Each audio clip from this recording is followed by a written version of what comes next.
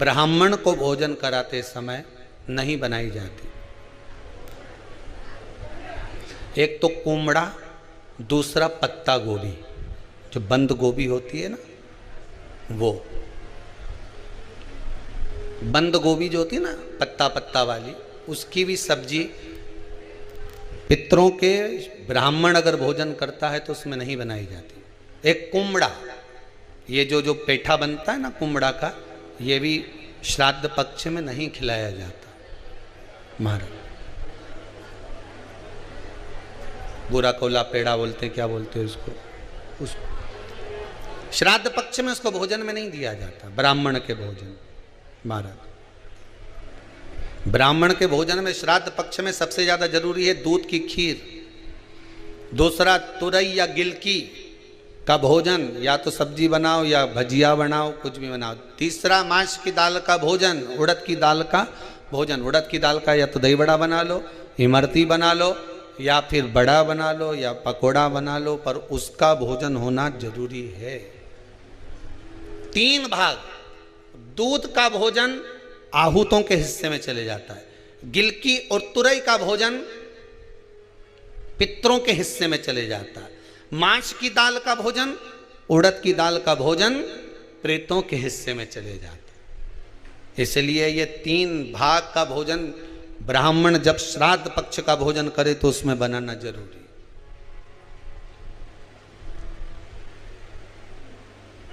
बहुत जरूरी। आपके यहां जब श्राद्ध हो भोजन अवश्य मिले। कई लोग कहते हैं गुरुदेव जब हम गया जी से आ जाएं तो क्या ब्राह्मण भोजन कराना जरूरी है? क्यों नहीं, कराओ, क्यों नहीं करा? क्या गाय की रोटी निकालना जरूरी है? स्वान की रोटी निकालना जरूरी है? कौवे की रोटी निकालना जरूरी है? हम कहते हैं अगर श्राद्ध गया जी का हो गया तो भले कौवे की मत निकालो, पर गाय की, स्वान की, ब्राह्मण जन की भोजन प्रसादी जरूरी।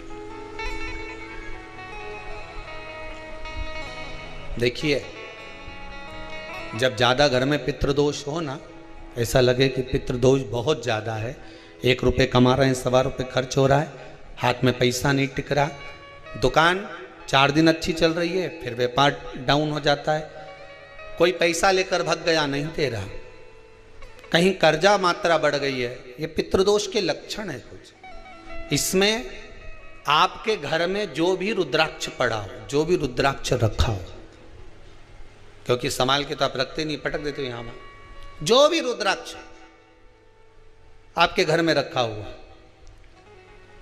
एक पानी के पात्र में उस रुद्राक्ष को डाल दीजिए, उसमें 1 चावल का दाना डाल दीजिए।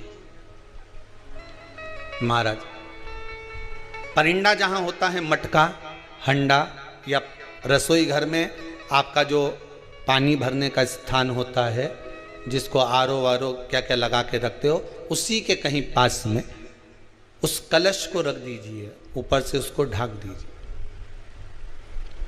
शाम के समय, सुबह रखा 10 बजे से 12 बजे के बीच में, शाम के समय प्रदोष काल में भगवान शंकर का नाम स्मरण कर कर, ओम नमः शिवाय बोलकर, श्री शिवाय नमस्तुभ्यम बोलकर, या महामृत्युंजय मंत्र का स्मरण कर कर, या गायत्री मंत्र का स्मरण कर कर, जो मंत्र आपकी बुद्धि में, विवेक में समाहित हो, उस मंत्र का नाम लेकर राम कृष्ण हरि जो बोल सकते हो, एक घी का दिया अवश्य प्रज्वलित करें, लंबी बाती का।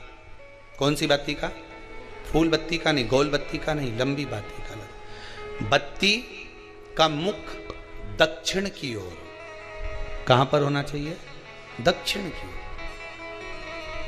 ना पूरब, ना पश्चिम, ना उत्तर। बत्ती का मुख कहां हो? दक्षिण की ओर।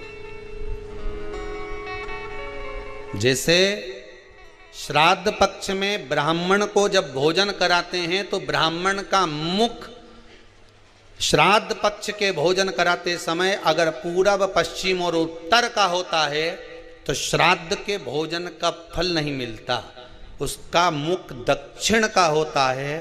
तो हमारे घर के जितने भी पितर उस तिथि में गए होते हैं सबको उसका भाग मिल जाता है और पितृदोष समाप्त हो जाता है। इसलिए ब्राह्मण का मुख श्राद्ध पक्ष में भोजन कराते समय दक्षिण का होना चाहिए।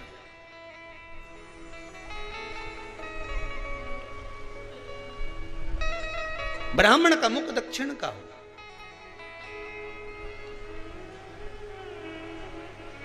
यहां तक शास्त्र कहता है महाराज, अगर गौ माता को श्राद्ध पक्ष में अगर भोजन दे रहे हो तो गाय का मुख अगर दक्षिण का है, गाय का, आपका मुख भले उत्तर का हो, गाय का मुख दक्षिण का हो, आपका मुख भले पूरा पश्चिम कहीं का, गाय का मुख अगर दक्षिण में है, अगर आपने दक्षिण में गाय को खड़ी कर रखा है और दक्षिण में उसका मुख और आप भोजन दे रहे हो तो शास्त्र कहता है कि किसी पिंड की जरूरत नहीं पड़ती, गाय स्वतः कल्याण कर देती है, गौ माता स्वतः कल्याण कर,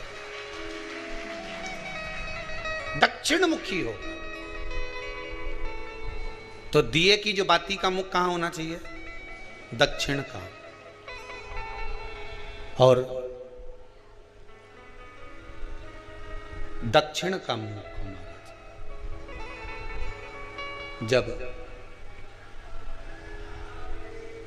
जब दक्षिण का मुख हो, दक्षिण की ओर बाती हो महाराज, तब दक्षिण की बाती जलाने के बाद में भगवान से वहीं पर प्रार्थना करें।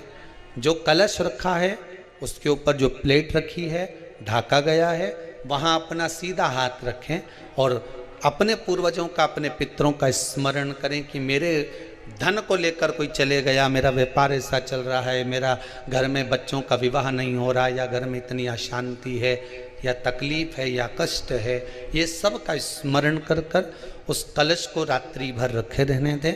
सुबह स्नान आदि करने के बाद फिर एक घी का दिया दक्षिण की ओर लगाकर सुबह 10 बजे से 12 बजे के बीच में उस जल को शिव जी को समर्पित कर कर आ जाएं और वो रुद्राक्ष लेकर वापिस सजाएं। महाराज वापिस सजाइए, उस रुद्राक्ष को अपने घर में रख दीजिए। वर्ष भर वो रुद्राक्ष आपको कभी बीमारी से नहीं घिरने देगा, कभी किसी जगह खड्डे में नहीं जाने देगा, वो उन्नति की ओर ही बढ़ाएगा।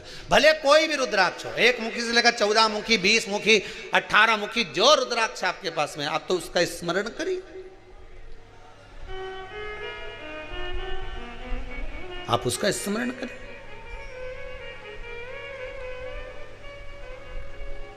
रुद्राक्ष का जल शिव को समर्पित करें।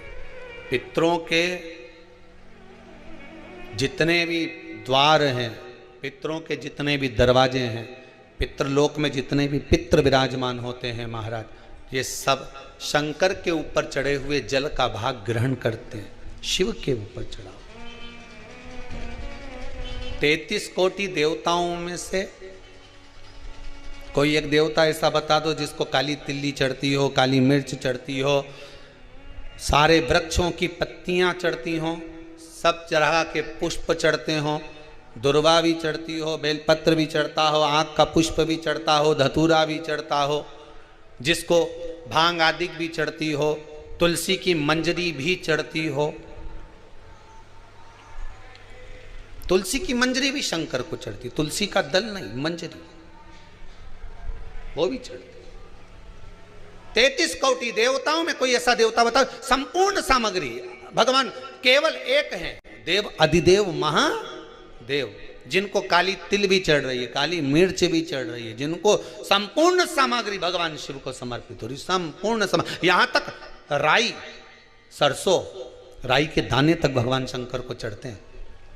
1.25 लाख दाने का प्रमाण है महाराज शंकर जी को समर्पित करने का। सरसों चढ़ती, राई चढ़ती महाराज, पुष्प, बेलपत्र, दुर्वा, जगह जगह के पुष्प शिव को समर्पित होते हैं। दे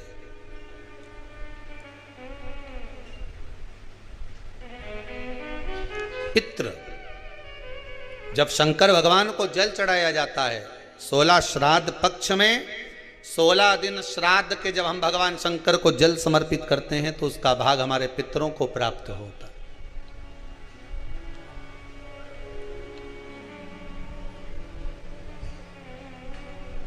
केवल 16 श्राद्ध के दिन ही ऐसे होते हैं जिसमें शंकर भगवान को जल में दूध मिलाकर चढ़ाने की जगह दूध भले 1 चम्मच चढ़ा रहे हो पर अलग से चढ़ाओ, कच्चा दूध अलग से चढ़ाओ, उसके बाद भले तुम जल चढ़ा दो, पर लोटे में जल में दूध मिलाकर 16 दिन श्राद्ध पक्ष में नहीं ले जाना। भले 1 चम्मच दूध लेकर जाओ, 1 कटोरी दूध लेकर जाओ, पर कच्चा दूध अलग से लेकर जाओ, शंकर भगवान को अलग से चढ़ाओ। क्योंकि 16 दिन श्राद्ध पक्ष के जब भगवान शंकर को दूध और जल चढ़ाया जाता है, वो हमारे पितरों के खाते में चला जाता है, हमारे पितरों को उसका भाग मिलता है।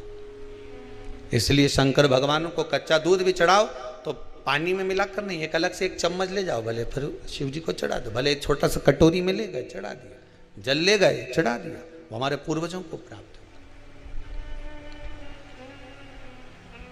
वो हमारे पूर्वजों को